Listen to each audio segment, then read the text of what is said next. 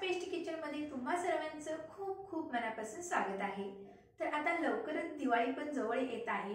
तर दिवाळी जवळ येत आहे म्हटल्यानंतर आपल्या दिवाळीच्या फराळाला सुरुवात केलीच पाहिजे। तर मी दिवाळीच्या फराळाला सुरुवात करणार आहे। तर दिवाळीच्या फराळामध्ये पहिला पदार्थ आहे माझा लसूण शेव।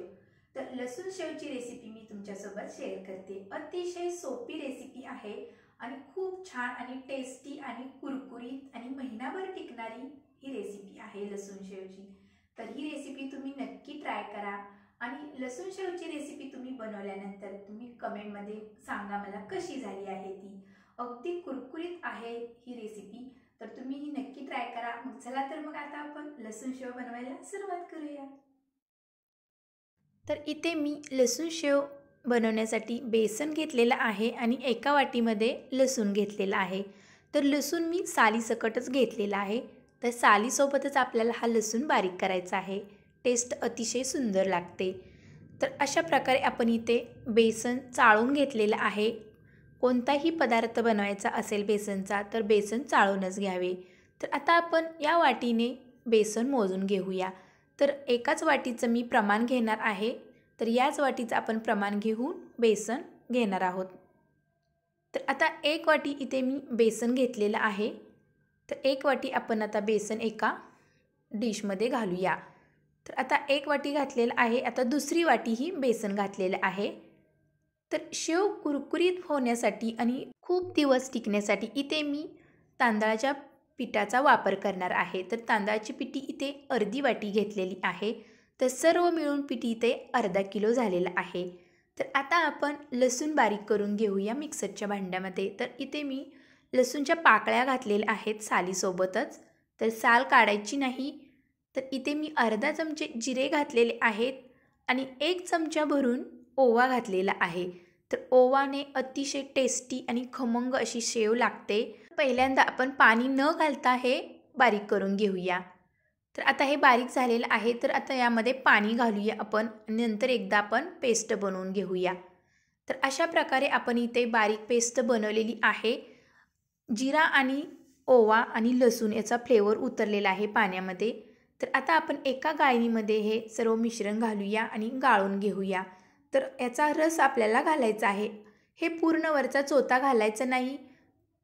जर हे लसणाचं जिऱ्याचं आणि ओव्याचं मिश्रण तुम्ही आहे असं घातलं पिठामध्ये तर जेव्हा आपण शेव पाडतो तेव्हा सोऱ्यामध्ये ते अडकलं जातं। म्हणून इथे गाळूनच आपल्याला त्याचा रस घालायचा आहे। तर अर्धा चमचा हळद घातलेली आहे, अर्धा चमचा जिरा पावडर आणि चवीपुरतं मीठ घातलेलं आहे। नंतर घालूया आपण लाल मिरची पावडर। तर लाल मिरची पावडर इथे 1 ते 1.5 चमचा वापरलेली आहे। तुम्ही तुमच्या टेस्टनुसार कमी जास्त वापरू शकता। नंतर इथे मी 1 चमचा भरून आमचूर पावडर घातलेली आहे। आमचूर पावडरने अतिशय टेस्टी लागते शेव, म्हणून इथे मी आमचूर पावडर वापरलेली आहे। नंतर थोडासा हिंग वापरलेला आहे। तर बस आपल्याला एवढं साहित्य घालायचं आहे आणि लसणाच्याच पाण्यामध्ये आपल्याला हे मिश्रण मळून घ्यायचं आहे। तर जास्त पाणी घालायचं नाही वरतून। जर लागलं अगदी तर अगदी चमचाभर घालायचं आहे।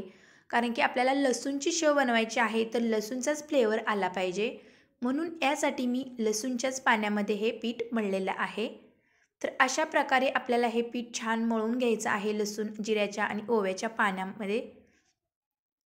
तर थोडंसं तेल लावून पुन्हा एकदा मी एकजीव गोळा करून घेत आहे। तर अशा प्रकारे आपल्याला हे पीठ मळून घ्यायचं आहे। तर कन्सिस्टन्सी तुम्ही पाहू शकता, पीठ जास्त घट्ट पण नाही आणि सैलसर पण नाही, अशा प्रकारे आपल्याला हे पीठ मळून घ्यायचं आहे। तर लसूणचा फ्लेवर अतिशय सुंदर लागतो शेवमध्ये, म्हणून मी आज लसूण शेव बनवून दाखवत आहे। तर हे पीठ मळून झालेलं आहे आपलं। तर अशा प्रकारे आपल्याला हे पीठ हवं आहे, बघू शकता। तर आता आपण 5 मिनिटसाठी हे बाजूला ठेवून देऊया आणि तिकडे तोपर्यंत आपण तेल गरम करायला ठेवूया। तर 5 मिनिटानंतर आपलं हे पीठ छान सेट झालेलं आहे। तर 2 भाग करूया आपण आणि एकसारखा गोळा करून घेऊया।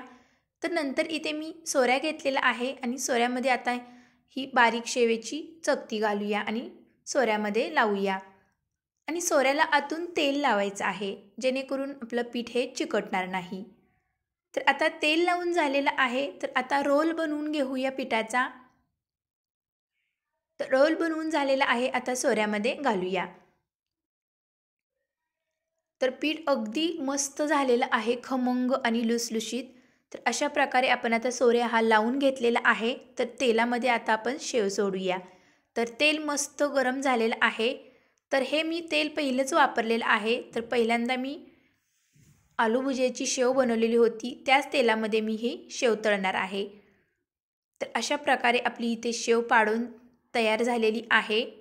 तर तिखट पदार्थ जर आपण तेलामध्ये तळलेला असेल आणि तेल जास्त उरलेले असेल तर ते तेल गाळून पुन्हा एकदा तुम्ही ते तेल वापरू शकता तिखट पदार्थांना. आता शेवेची खालची बाजू आपली छान अशी भाजत आलेली आहे. तर आता आपण पलटी करून घेऊया. तर शेव भाजण्यासाठी खूप काही वेळ लागत नाही, लगेचच तळली जाते. शेव कशी भाजली हे ओळखण्यासाठी काय करायचं, तर तेलाचे बुडबुडे जर कमी झाले तर समजायचे की आपली शेव तळलेली आहे. बघू शकता शेव तळून झालेली आहे. आता काढून घेऊया. तर 2 ते 3 मिनिटांमध्ये आपली शेव तळून होते.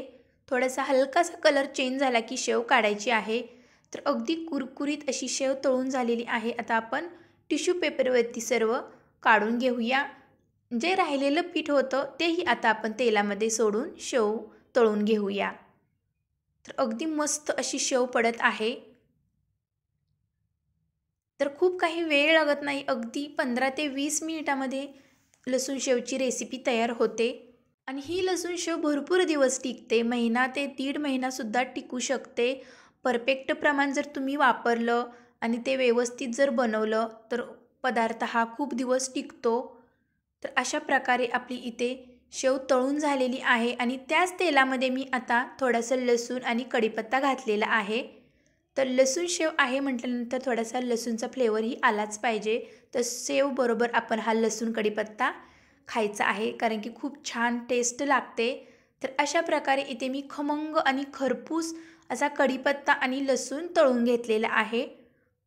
तर आता आपण या शेवेवरती हा लसूण आणि कढीपत्ता घालणार आहोत. तर इथे सर्व आपली शेव तयार झालेली आहे. तर गरमागरम आपण आता यावरती लसूण आणि कढीपत्ता घालूया. तर कुरकुरीत कढीपत्ता आणि लसूण तळलेला पाहिजे. जर तो कुरकुरीत नसेल तर तो चांगला लागणार नाही, कचकच लागेल आणि शेव नरम पडेल. म्हणून आपल्याला लसूण आणि कढीपत्ता अगदी कुरकुरीत होईपर्यंत तळून घ्यायचा आहे. तर अशा प्रकारे ही टिप्स तुम्ही लक्षात घ्या. तर इथे आपली लसूण शेव तयार झालेली आहे. दिवाळीचा पहिला पदार्थ माझा हा तुमच्यासोबत शेअर केलेला आहे. तर तुम्हाला मी दाखवते की अगदी कुरकुरीत अशी शेव बनलेली आहे.